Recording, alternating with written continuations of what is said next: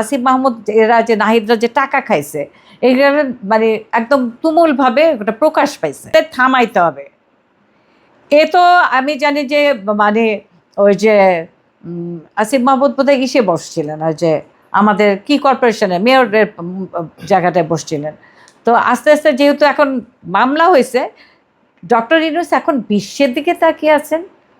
আর কিছু উপদেষ্টা তো ভুল করছেনই, এটা তো আমরা অস্বীকার করতে পারবো না। এবং কিন্তু মানুষরা যেগুলো মবরা করছে, এই যে মবিং করছে কারা, এদেরই আত্মীয় স্বজনরা বা বিএনপির কিছু লোক তো নাই তা তো বলতে পারবো না, এবং তাদের সাথে সঙ্গবদ্ধ হয়ে আছেন। পুরো আমাকে একটা চাকরি দেন, আমি 2700 টাকার চাকরি করবো না, আমাকে 27 লাখ টাকার একটা চাকরি দেন। প্রত্যেকটা উপদেষ্টাকে আমি সিভি পাঠাবো, আমি চাই চাকরি, এবং আমি বিদেশে চাকরি চাই।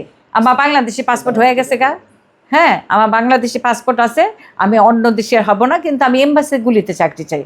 আমার তার 27 লাখ টাকার বেতন লাগবে না, আমি আর আমার হাজব্যান্ড, আমার 5টা নাতি আছে, ছেলে মেয়ে ভালো করতেছে, আমার দরকার নাই।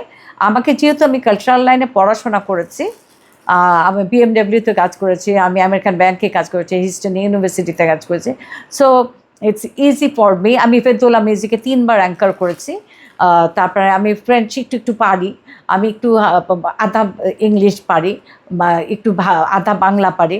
সুতরাং আমার মনে হয় যে আমার নঈম গহরের মেয়ে হিসাবে, আমার বাবাও তো গোল্ড মেডেলিস্ট ছিলেন, আমার বড় বা আরও বড় জীবনানন্দ দাশের সাথে তিনি ফার্সির অধ্যক্ষ ছিলেন, মাওলানা আব্দুল সুবহান সাহেব। তা আমাদের বাড়িতে আমরা ঢুকতে পারি না, মসজিদ কমিটি এবং স্কুল কমিটি সেই 16 সালে আমাদের দুয়ার ভাঙ্গা পুরা বাড়িটা বন্ধ করে দিছে।